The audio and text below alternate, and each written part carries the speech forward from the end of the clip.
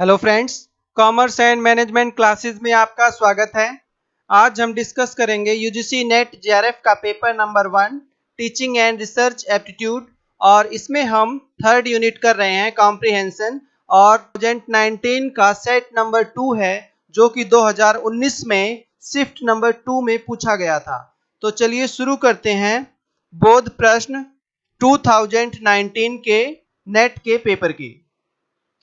निम्नलिखित गद्यांश को पढ़िए और प्रश्नों के उत्तर दीजिए। 1970 के दशक में मीडिया को जिस बात से कठिनाई थी वह कदाचित स्वतंत्रता में परिवर्तन थी जिसके संकेत मिल रहे थे। सदियों से पत्रकार जिस आधार पर कार्य कर रहे थे वह था नकारात्मक स्वतंत्रता अथवा बाहरी नियंत्रण से स्वतंत्रता, परंतु अचानक जिस ओर महत्व दिया जाने लगा वह थी सकारात्मक स्वतंत्रता जो कतिपय पूर्व निर्धारित लक्ष्यों के अनुसरण हेतु स्वतंत्र थी।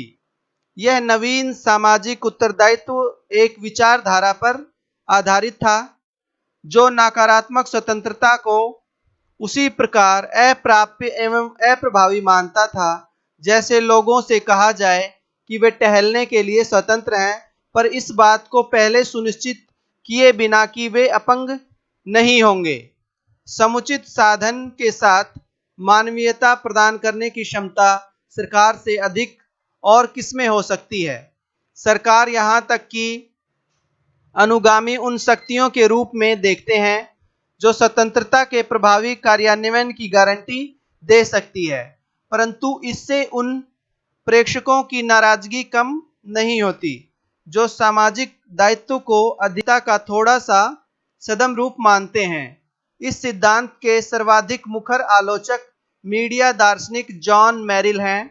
उनके अनुसार यह कहना है कि विचारों का बहुत सरकार द्वारा अधिवेशित हो हास्यास्पद है। उनका कहना है कि पत्रकारों को अपना समाचार तैयार करने एवं संपादकीय निर्णयों की अपनी स्वतंत्रता अवश्य बनाई रखनी चाहिए। मेरिल ने आगे लिखा है कि मीडिया में सुधार चाहने वाले बाह्य समूहों द्वारा अच्छी मंशा से किए गए प्रयास भी स्वाहितान्वेषी होते हैं तथा ये अपरिहार्य पत्रकारों की स्वायत्ता को न्यून बनाते हैं। इससे मीडिया की स्वायत्ता के बारे में प्रश्न उठता है। तो इस पैराग्राफ के बेसिस पे 5 प्रश्न दिए गए हैं 1, 2, 3, 4 एंड 5 और इसके बेसिस पे हमें इनके आंसर करने हैं। जैसे क्वेश्चन नंबर 1 है, जॉन मेरिल के अनुसार मीडिया में सुधार लाना है। ए समुचित है, बी अच्छी मंशा है, सी अपरिहार्य है, डी स्वाहितान्वेषी है। सुधार चाहने वाले बाह्य समूहों द्वारा अच्छी मंशा से किए गए प्रयास भी स्वहितान्वेषी होते हैं।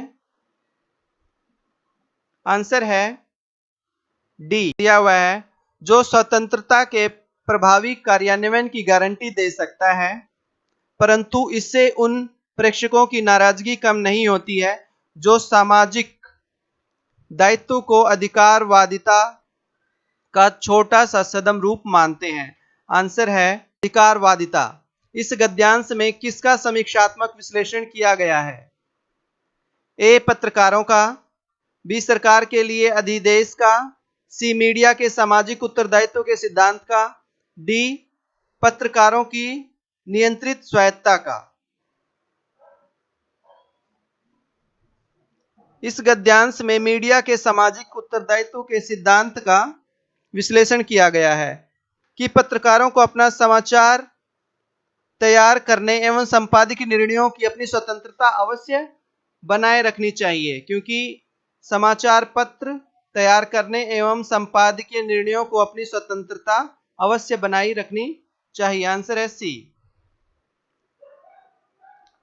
पहले पत्रकारों के कार्य करने का क्या आधार होता था? ए सीमित विकल्प की स्वतंत्रता, बी सामाजिक उत्तरदायित्व, सी बाह्य दबाव से मुक्त और डी सरकारी नियंत्रण। जो पहले पत्रकार अपना काम करते थे वह क्या है, बाह्य दबाव से मुक्त रहते थे। जैसे 1970 के दशक में मीडिया को जिस बात से कठिनाई थी वह कदाचित स्वतंत्रता में परिवर्तन थी, यानी वह बाह्य दबाव से उस समय मुक्त होते थे। सकारात्मक क्वेश्चन नंबर 5, सकारात्मक स्वतंत्रता का अर्थ है ए आधिकारिक चिंतन, बी कतिपय निर्धारित लक्ष्यों का अनुसरण, सी सशर्त स्वतंत्रता, डी चिन्हित किए गए साधन प्रदान करना। उपयुक्त गद्यांश में कतिपय निर्धारित लक्ष्यों का अनुसरण करना ही स्वतंत्रता का अर्थ है। सकारात्मक स्वतंत्रता। कतिपय अचानक जिस ओर महत्व दिया जाने लगा था वह थी सकारात्मक स्वतंत्रता, जो कतिपय पूर्व निर्धारित लक्ष्यों के अनुसरण हेतु स्वतंत्र थी। तो आंसर है बी कतिपय निर्धारित लक्ष्यों का अनुसरण, आंसर है बी। तो इस वीडियो में इतना ही। आप इस वीडियो को लाइक करें, चैनल को सब्सक्राइब कर बेल आइकन भी दबाएं ताकि आपको लेटेस्ट वीडियो मिलती रहे। Thank you.